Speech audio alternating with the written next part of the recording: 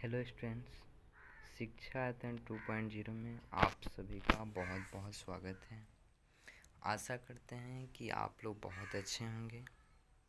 आज हम आप लोग के लिए क्लास 9th का हिस्ट्री का कुछ एक पार्ट आप लोग देख पा रहे होंगे, ये ले कर के आए।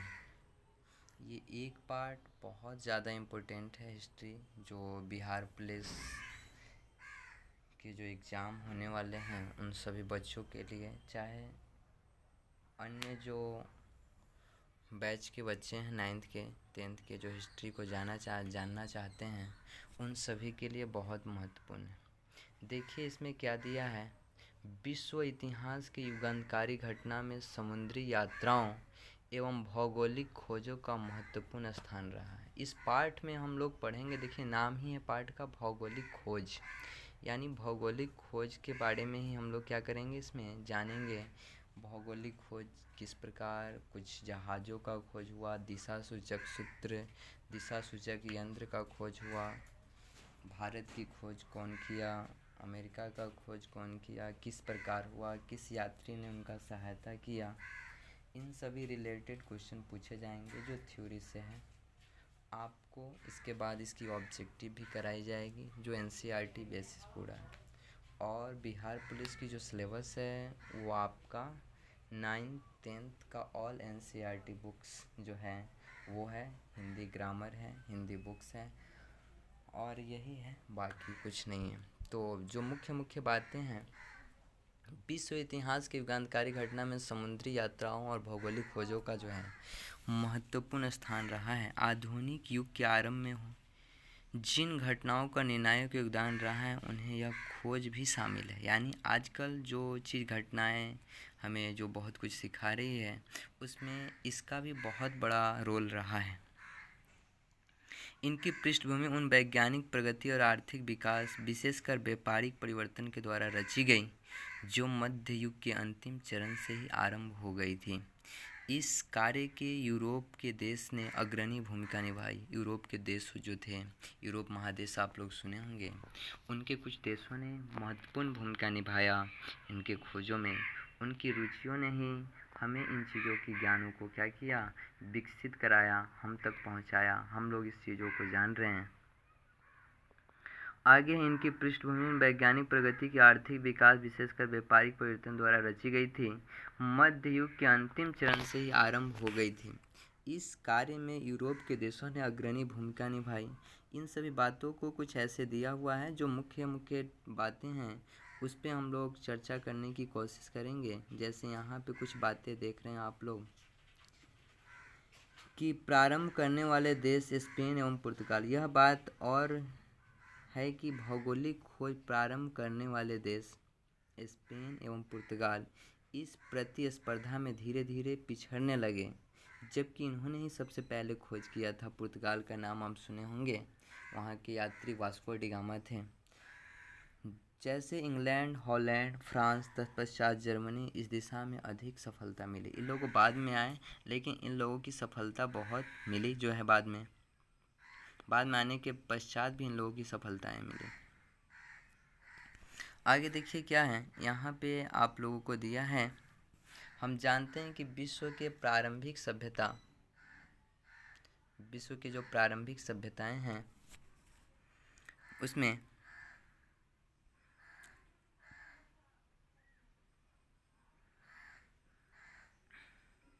निश्चित मार्ग जो है, विश्व के प्रारंभिक सभ्यताएं जो दिए हुए हैं आप लोगों को इसमें, इस टॉपिक में वाणिज्य व्यापार परस्पर संपर्क के कारण रहा। यह व्यापार मुख्यतः एक निश्चित मार्ग के माध्यम से होता था। प्राचीन एवं मध्यकाल में ही यूरोप एक एशिया के मध्य प्रायः इन्हीं मार्गों का प्रयोग किया जाता था।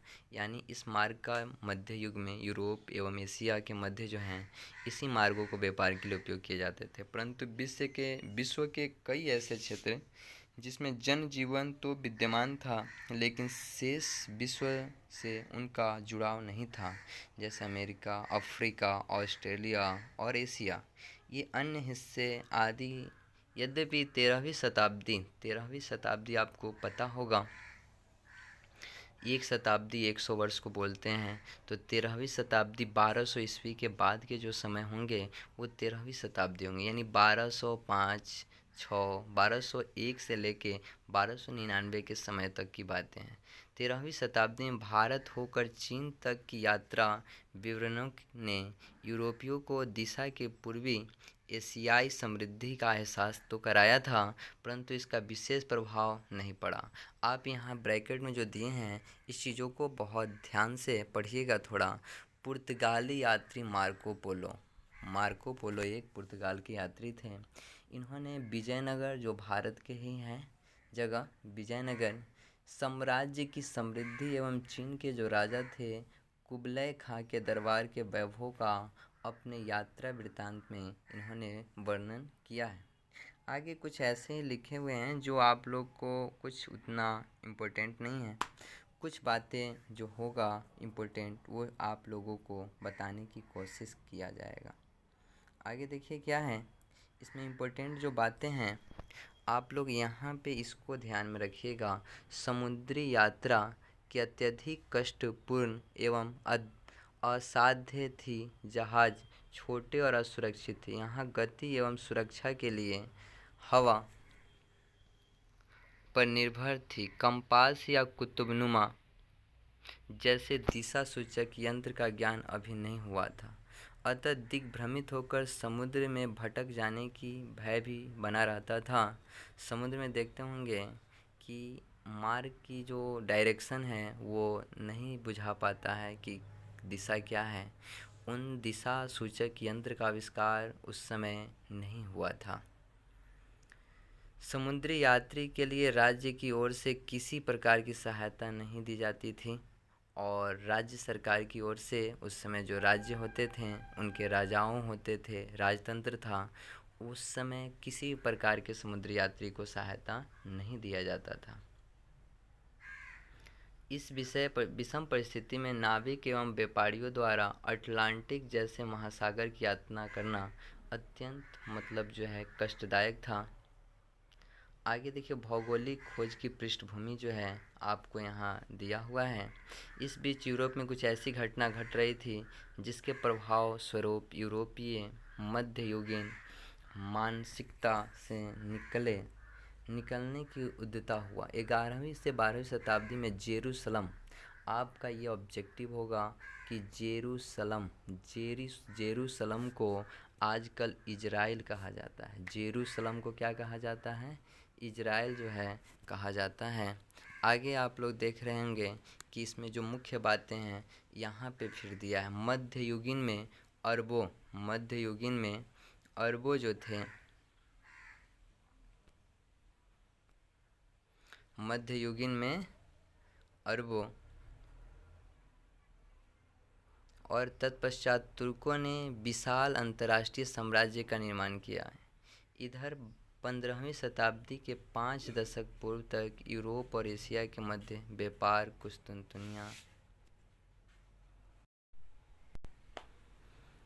कुस्तुनतुनिया मार्ग से होता था, परंतु 1493 ईस्वी में कुस्तुनतुनिया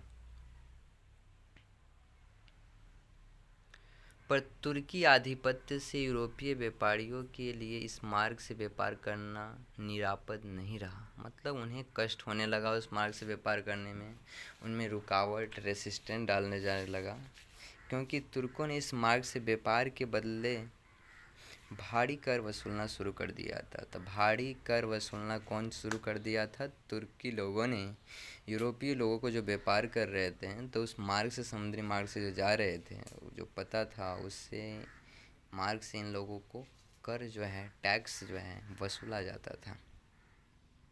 इस काल में नए नए आविष्कार ने समुद्री यात्रा एवं नौसेना के विकास को आसान कर दिया।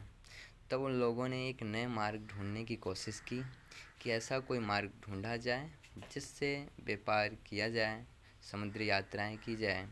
यूरोप वासियों ने कंपास का ज्ञान अरबों से सीखा। यहाँ पे आपको ऑब्जेक्टिव होगा ये जो आपको दिया हुआ है कि यूरोप वासियों ने कंपास का ज्ञान अरबों से सीखा। यूरोप वासियों ने कंपास का ज्ञान किससे सीखा? अरबों से।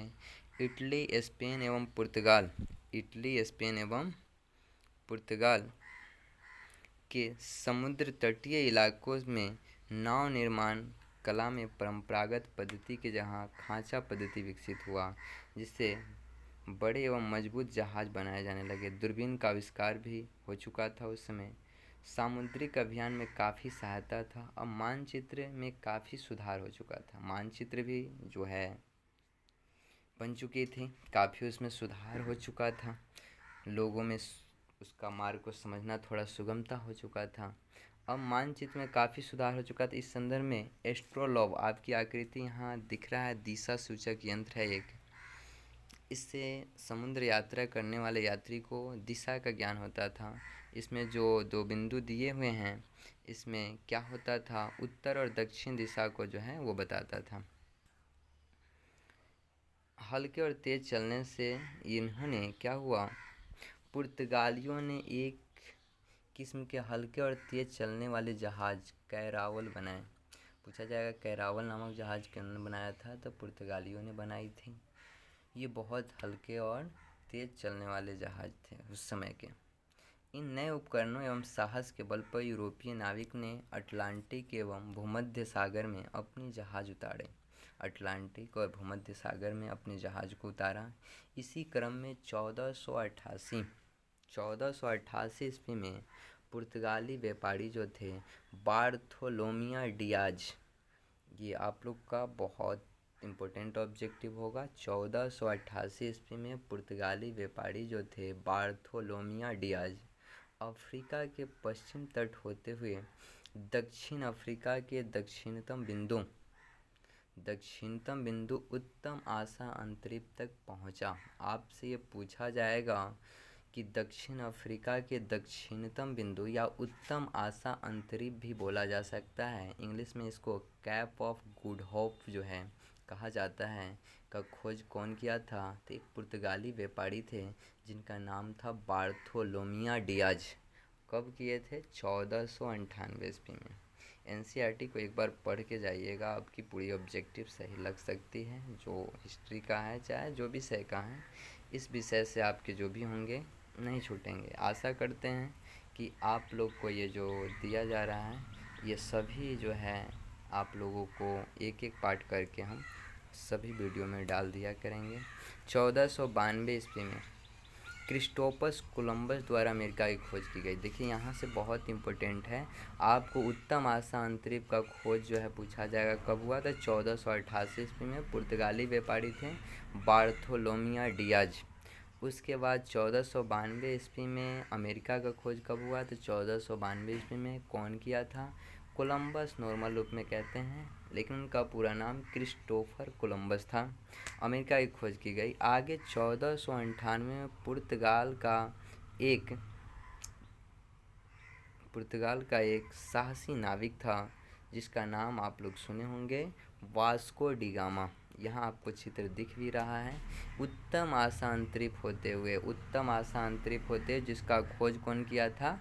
Bartolomeu Diaz. यहाँ आप लोग देख पा रहे होंगे बार्थोलोमियो डियाज लिखा हुआ है। उत्तम आशा अंतरिप का खोज किए हैं। दक्षिण अफ्रीका के दक्षिणतम बिंदु है उत्तम आशा अंतरिप, और 1492 में किए हुए थे। और 1492 में क्रिस्टोफर कोलंबस किए थे, अमेरिका का खोज, और उत्तम आशा का 1488 ईस्वी में खोज किया गया था। आगे हम लोग जानेंगे, ये बहुत इम्पोर्टेंट है, वास्को डी गामा। आप जो यहाँ देख पा रहे हैं, साहसी एक नाविक थे वास्को डी गामा, पुर्तगाल के व्यापारी थे। ये भारत आए थे। आपसे पूछा जाएगा कहाँ से आते हुए, मतलब इनका जो मार्ग था ये उत्तम आशा अंतरिप, मतलब दक्षिण अफ्रीका के जो है दक्षिणतम बिंदु जो था उत्तम आशा अंतरिप होते हुए भारत के मालाबार तट पर, भारत में कहाँ पे आए थे ये वास्को डी गामा? सबसे पहले तब मालाबार तट, जो केरल के कालीकट भी बोला करते हैं, केरल में है ये कालीकट तट पर, ये सबसे पहले ये पुर्तगाली व्यापारी आए हुए थे जिनका नाम था वास्को डी गामा। अब ये जब भारत आए तो वहाँ स्थानीय जो शासक था यानी वहाँ के जो राजा था, क्योंकि उस समय तो पता है आप लोग को राजतंत्र शासन था, जमोरिन द्वारा उनका स्वागत किया गया। जमोरिन वहाँ के राजा थे, उन्होंने इनका खूब स्वागत किया। ज्ञातव्य है कि वास्को डिगामा, ये वास्को डिबा वाला नहीं समझ लीजिएगा वास्को डिगामा को सफलता के पीछे कुछ नवीन संसाधन का भी योगदान था। भारत के जब कब आए थे तो 1498 ईस्वी में, आप लोग को पता होगा। इनको जो है भारत आने में बहुत सहायता भी मिला। किस मार्ग से होके आए तो उत्तम आशा अंतरिक्ष मार्ग से होके आए। ये दक्षिण अफ्रीका के बिंदु हैं। और आपको बता दें, आपकी जानकारी के लिए ये याद रखिएगा कि जमोरी नामक शासक वहाँ पे इनको मदद किया था। किस तट पे? कालीकट तट पे, या मालाबार तट लिखा होगा। किस राज्य में है? केरल राज्य में है। पीछे कुछ नवीन संसाधन का भी योगदान था। भारत का एक व्यापारी था अब्दुल मजीद, देख रहे हैं यहाँ पे ब्लैक लेटर में लिखा हुआ है आपको जो है मोटे अक्षर में, तो आप यहाँ पे थोड़ा इसको ध्यान दीजिएगा कि अब्दुल मजीद से इनको भेंट हुआ था दक्षिण अफ्रीका में। वास्को डिगामा से दक्षिण अफ्रीका में हुई थी। इसी के सहयोग से उसे भारत आने का सीधा मार्ग मिल गया। इससे यूरोपियों की साहस में वृद्धि हुई। यूरोपियों का जो हुआ साहस में काफ़ी वृद्धि हुआ, उनकी मतलब जो साहस बढ़ी। वास्को डिगामा द्वारा भारत के लाए गए वस्तुओं को 26 गुना मुनाफे पर यूरोपीय बाज़ारों में बेचा गया। आपसे पूछा जाएगा कि भारत से लाई गई वस्तुओं को वास्को डिगामा यूरोपीय मार्केट में कितने गुने दाम पे बेचा करते थे? तो 26 गुना दाम पे बेचा करते थे। जैसे 1 रुपये के खरीदते थे भारत में, तो वहाँ 26 रुपये में यानी बेचा करते थे। अर्थात नई दुनिया की खोज यूरोपियों की नई उपलब्धि थी, जिसे 1492 में कोलंबस ने प्राप्त किया। 1492 ईस्वी में कोलंबस ने अमेरिका की खोज जो है कर दी जो है। यद्यपि कोलंबस ने अमेरिका को भारतीय उपमहाद्वीप का हिस्सा समझा, लेकिन उन्होंने जो खोज किया उस समय उनको लगा कि ये भारतीय उपमहाद्वीप का एक छोटा सा टुकड़ा है, हिस्सा है, और यहाँ के निवासी को उन्होंने रेड इंडियन कहा। आपसे पूछा जाएगा कि अमेरिका के निवासियों को क्या कहा जाता है? Red Indian. क्या? और अमेरिका की खोज कब हुआ? 1492 ईस्वी में। कौन किया? Christopher Columbus. और उन्होंने अमेरिका को भारतीय उपमहाद्वीप का हिस्सा समझा। बाद में उन्होंने जो खोज किया सबसे पहला प्रयास इन्हीं का था, लेकिन बाद में एक स्पेन के जो है एक नाविक थे, उनका नाम था अमेरिगो वेस्पुची। आप देख रहे होंगे स्क्रीन पे, अमेरिगो वेस्पुची ने अमेरिगी वेस्पुचू ने नई दुनिया की जो है खोज की थी जो है। आप देख रहे हैं कि ऊपर नोटिफिकेशन आ गया, इसके लिए इसको ऑफ कर दिया गया है कि आप लोगों को दिक्कत ना हो। दुनिया का विस्तार ढूंढा और इसे एक महाद्वीपीय बताया। और अमेरिकी वेस्पुची ने नई दुनिया का विस्तार से ढूंढा, उसके बारे में विस्तृत रूप से जो है इन्होंने अमेरिका के बारे में बताएं, अमेरिकी वेस्पुची। और ये एक महाद्वीप बताए इसे, इसी के नाम पर इस क्षेत्र का नाम अमेरिका पड़ा। आपसे पूछा जाएगा अमेरिका का नाम किसके नाम पे पड़ा हुआ था? तो अमेरिगो वेस्पुची कहाँ के व्यापारी थे? ये स्पेन के एक नाविक थे। क्या थे? नाविक। यानी नाविक किसको बोलते हैं? जो नाव खेवने वाले होते हैं, नाव चलाने वाले होते हैं। जैसे बस चलाने वाले को ड्राइवर कहते हैं, प्लेन चलाने वाले को पायलट कहते हैं, उसी प्रकार नाव चलाने वाले को नाविक कहते हैं। ठीक है, आप लोग को यहाँ तक क्लियर होगा आई होप। 1519 में मैगलन ने पूरी दुनिया का चक्कर लगाया। आप लोग जानते होंगे कि दुनिया को समुद्री मार्ग से घूमने वाला सबसे पहला व्यक्ति कौन था? मैगलन। ये आप लोगों ने जाना होगा। 1519 ईस्वी में पूरी दुनिया को इन्होंने चक्कर लगाया। यह धारणा पुष्ट हो गई कि सभी समुद्री एक दूसरे से जुड़े हैं, और उन्होंने इस बात को स्पष्ट रूप से प्रमाणिकता कर दिया कि जितने भी समुद्र हैं वे सभी एक दूसरे से अटैचिंग हैं, जुड़े हुए हैं। आगे कैप्टन कुक ने ऑस्ट्रेलिया की खोज की, और ये भी आपके लिए बहुत इम्पोर्टेंट होगा कि कैप्टन कुक, ऑस्ट्रेलिया का खोज किसने किया था? आजकल क्योंकि पूछे गए लाइटेड क्वेश्चन बोर्ड में अक्सर कम पूछे जा रहे हैं, चाहे कॉम्पिटिटिव एग्ज़ाम को भी देखा करें। अमेरिका का खोज कौन किया, भारत का खोज कौन किया, ये लगभग बच्चों को भी पता है। तो आपसे थोड़ा हट करके पूछा जाएगा जो थोड़ा वहाँ पे जो है कम लोगों को जो पता हो, ठीक है। इसलिए ऑस्ट्रेलिया का खोज जो है कौन किया था? Captain cook. साथ ही न्यूजीलैंड के द्वीप का भी उन्होंने पता लगाया था। आप लोग इन दोनों के लिए कैप्टन कुक जो है ऑस्ट्रेलिया का खोज भी किए थे और ये न्यूजीलैंड द्वीप का भी पता लगाए हुए थे।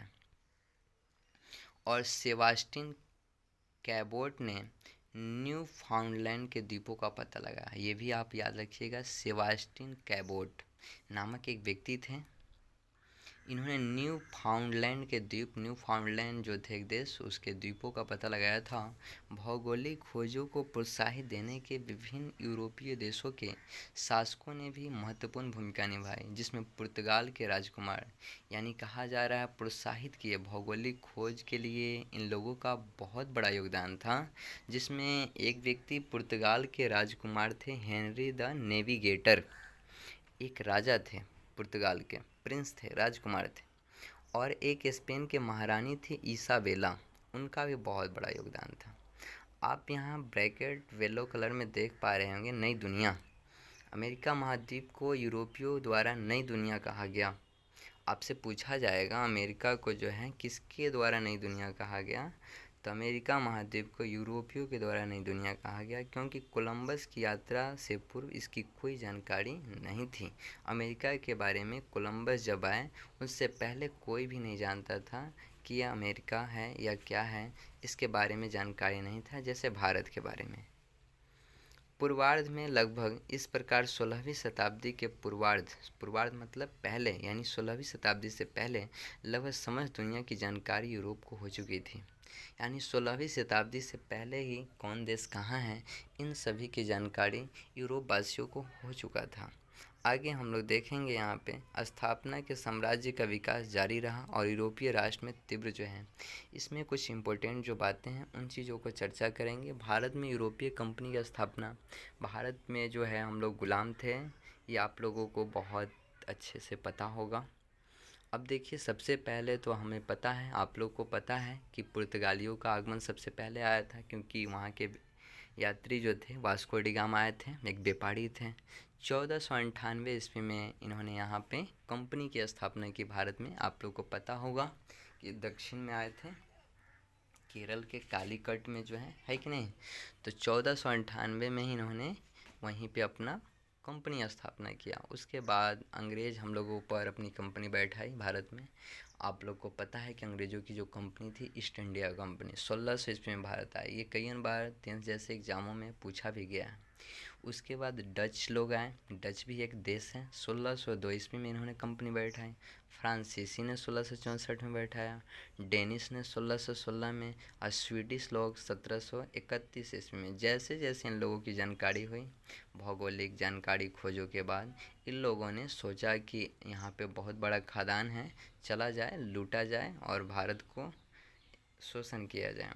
इस प्रकार इन लोगों ने आके बहुत अपना जो है वर्चस्व स्थापित किए, अपने कंपनी को बैठा। इसको थोड़ा ध्यान दीजिएगा अच्छा से कि पुर्तगाली कब आए थे 1498 में, ईस्ट इंडिया कंपनी 1600 में, डच आपको 1602 में, फ्रांसीसी 1664, डेनिश 1616 और स्वीडिश 1731।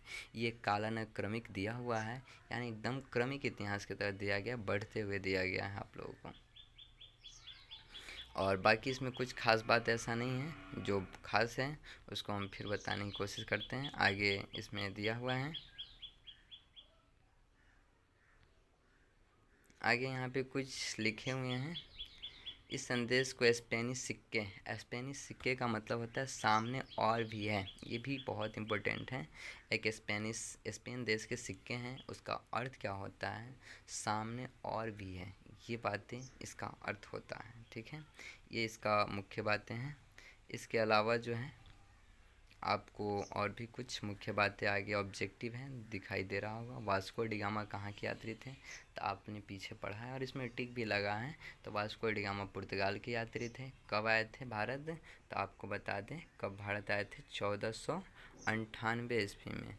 1498 ईस्वी में भारत आए थे। कहाँ आए थे, आपको पता है केरल में आए थे। कहाँ, केरल में आए थे।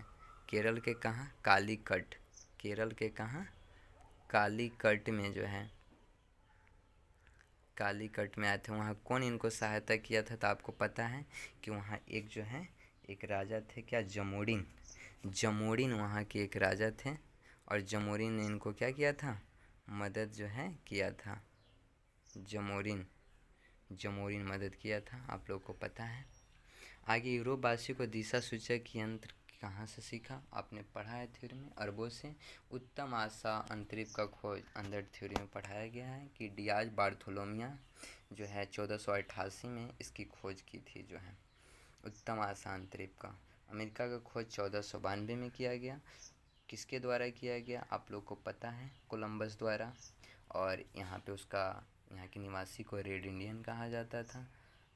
आगे देखिए क्या है, कुस्तुनतुनिया का पतन किस वर्ष हुआ? 1453 में। विश्व का चक्कर लगाने वाले कौन थे? तो मैगलेन। भारत के मूल निवासियों को रेड इंडियन कहा जाता था। सही गलत भी थोड़ा देख लीजिए, उससे भी आपके ऑब्जेक्टिव होगा। एमसीक्यू सबसे ज़्यादा मोस्ट होता है, थ्योरी पढ़ने के बाद पता चलता है कि आपकी लेवल क्या है। भारत के मूल निवासी को रेड इंडियन कहा जाता है। क्या कहा जाता है? Red Indian. क्या ये सही बात है? नहीं।